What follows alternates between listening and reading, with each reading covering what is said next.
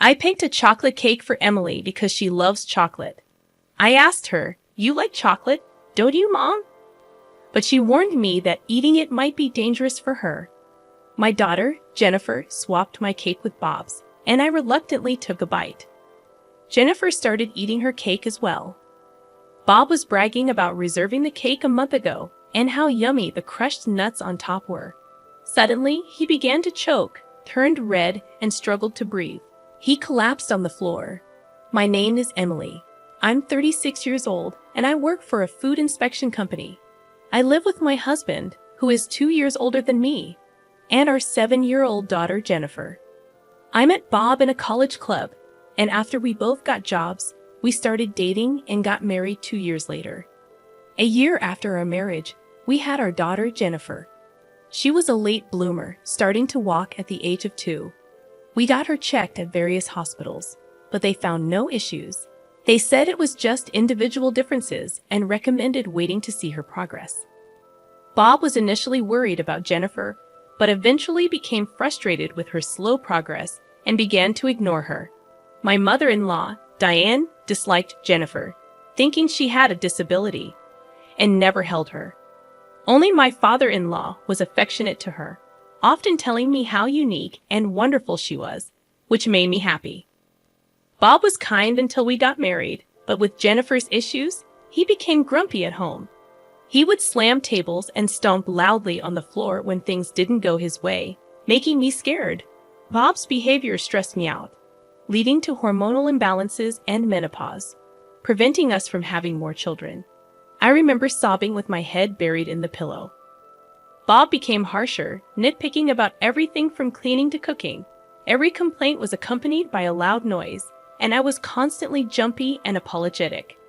Jennifer watched Bob's tantrums with a puzzled expression, but never seemed scared or cried. Bob treated Jennifer as if she were strange. Jennifer didn't speak much but quickly learned to read. She would focus on reading for hours, even encyclopedias and children's books. I believed she understood complex words. When Jennifer was about to start elementary school, they suggested placing her in a special education class due to her lack of speech. Bob was furious and demanded that it be fixed, storming off to the bedroom. As I held my head in my hands, Jennifer gently patted my back. Diane called the next day, expressing embarrassment at Jennifer attending such a class. Neither Bob nor Diane genuinely cared about Jennifer. It was all about their reputation. After consulting with counselors, school teachers, and municipal officers, Jennifer was placed in regular classes, despite my belief that the special needs class might be a better fit. I couldn't suggest it due to Bob and Diane's objections. When Jennifer started elementary school, I had some free time, and my temp agency offered me a permanent position. The job felt fulfilling compared to the stifling atmosphere at home. When I discussed it with Bob, he hesitated but asked me to take care of the house like before. He wanted help from Diane too. Diane began visiting our house frequently, making sarcastic remarks about the mess and my cleaning habits, which made me more meticulous, but she continued to complain. I endured the bullying from Diane for weeks, but I couldn't handle it anymore.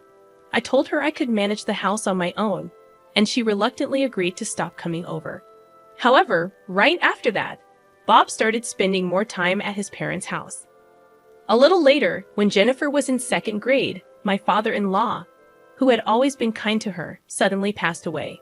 At the funeral, I found it strange that Bob and Diane occasionally glanced at each other and laughed.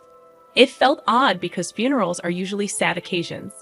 With my father-in-law gone, Jennifer lost her only ally, and I felt uneasy. Juggling housework, childcare, and a full-time job had worn me out, and I fell sick with a fever.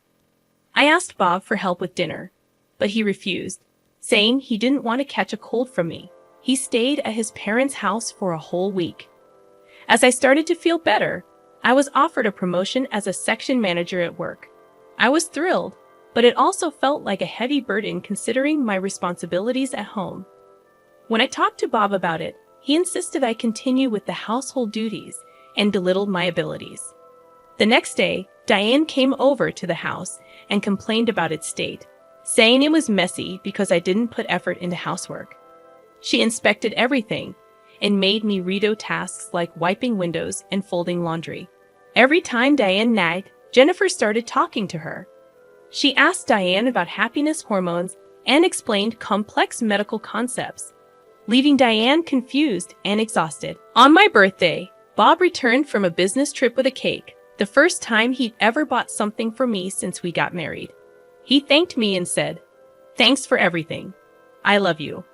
I was stunned, wondering what had gotten into him this time. "I'll put this cake in the fridge and we can have it later," Bob said in a sugary sweet way that made me uncomfortable. Jennifer, seeming unhappy about something, took a bottle of water from the fridge, glanced at the cake, and went to her room. So Bob and I decided to eat dinner without her. During the meal, Bob gave me awkward compliments and said he'd help with housework from now on. Although I felt uneasy, I nodded to avoid upsetting him. After dinner, as I was cleaning up, Bob took the cake from the fridge and told me not to worry about it. He served the cake and brought it to the table, which I found a bit creepy. Bob got me a chocolate cake, knowing it was Emily's favorite because I liked chocolate. Feeling uncomfortable being alone with him, I decided to fetch Jennifer and went to her room. She was on my old computer, looking for something urgently. She warned me not to eat the cake, saying, "Trust me, Mom, don't eat it right now." Her desperation convinced me to trust her. Jennifer led me back to the dining room, but when I said we didn't have forks, Bob cheerfully went to get them.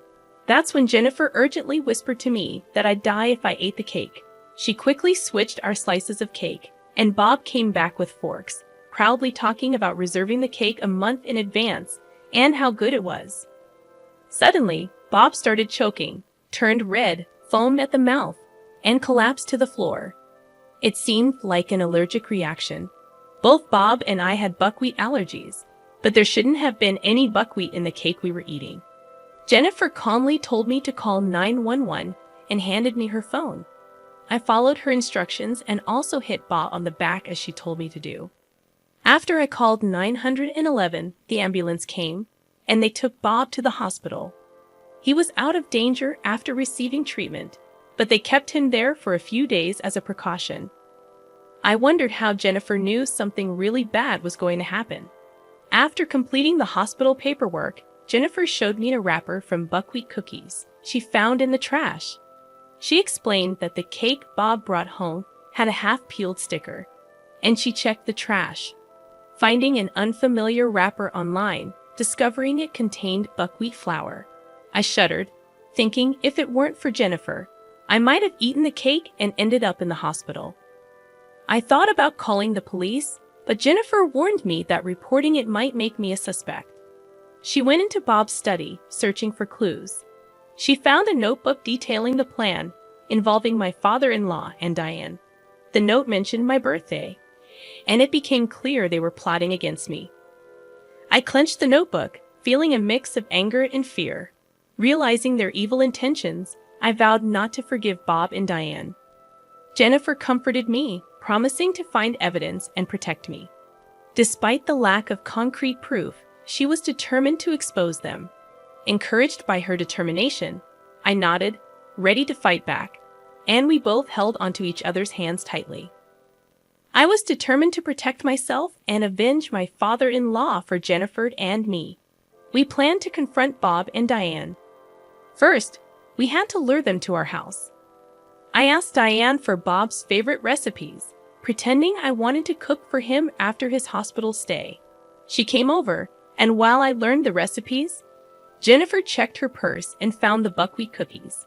Next day, I took one cookie to work for a composition test, using my knowledge from my job at a food inspecting company.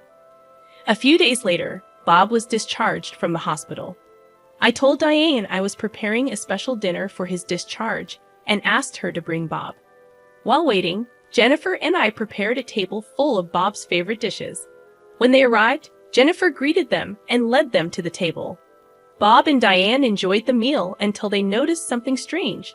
They found seasoning on the table that matched the one mixed with the buckwheat cookies. They stopped eating, puzzled. I teased them about the seasoning, claiming my father-in-law had told me about it. I asked Jennifer to sprinkle it on their food, but they freaked out, saying it was unknown stuff. I calmly revealed that the seasoning was the same ingredient used in the cake and buckwheat cookies. I showed them documents proving the match and Bob's notebook detailing their sinister plan. They denied it at first, but when confronted with evidence, they confessed. Bob said my father-in-law was in their way, disapproving of their close relationship. To get rid of him, they mixed the cookies into the seasoning, causing his death. Their justifications were selfish, revealing their cruel intentions. I couldn't believe it when Bob and Diane admitted to trying the same dangerous plan on me as they did with my father-in-law. They said I was in their way because I also had a buckwheat allergy. I told them I was going to call the police and submit the evidence. Suddenly, Bob stood up, grabbed the copied notebook, crumpled it, and swallowed it. Diane, Jennifer, and I watched in shock. But Jennifer calmly revealed that it was just a copy, and the real notebook was elsewhere. She had secretly recorded their conversation from the start using a hidden voice recorder under the table. Bob realized their plan had failed, and Diane was furious. Jennifer and I were determined to protect me and bring them to justice. I started calling the police, and both Bob and Diane begged for forgiveness. Jennifer then explained how their plan had many mistakes and wouldn't have worked because Bob was too close to his mother. I covered Jennifer's mouth, and she agreed not to get involved with people like them anymore. When the police arrived, Bob and Diane cried and screamed, making it hard for the officers. The evidence, including the copied notes, the voice recording, and Bob's purchase history of buckwheat cookies, led to their conviction, including the matter with my father-in-law. After their arrest, I divorced Bob, and they lost their homes and income. I set up a memorial for my father-in-law. Jennifer also revealed an IQ test result, showing she had an IQ of 135, which is considered gifted.